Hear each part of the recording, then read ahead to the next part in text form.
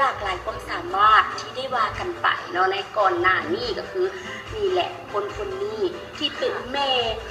แต่ว่าค่อยเป็นอย่างจึงค่อยอยากเตือนแหงจะเตือนเกินมาถ้าหากว่าเบิ่งตามความเป็นจริงเนาะเบิ่งรูปร่างหน้าตาเบิ่งลักษณะเบิ่งเวลาที่เพิ่นออกอีเวนต์เวลาเพิ่นออกงานต่างๆนะถ้าหากว่าผู้ที่แบบบ่ได้เบิ่งเบื้องหลังมาก่อนคือเบิ่งแต่ภาพทางไหนจะนั่นแหละก็สาวนี่แม่นได้สาวนี่สาวรถได้แม่นละบอกเพิ่นงามตลอดกาลได้ซะกินข้าวแล้วบัดนี้เจ้าด้วยใหญ่เนาะแม่นแล้วเพราะว่าหยังเป็นหยังจึงค่อยอยากเชิญเห็นเนาะนอกจากเรื่องงานอีเวนต์ของเพิ่นต่างๆงานเรียกของเพิ่นแล้วเนาะนอกจากนั้นภาพบท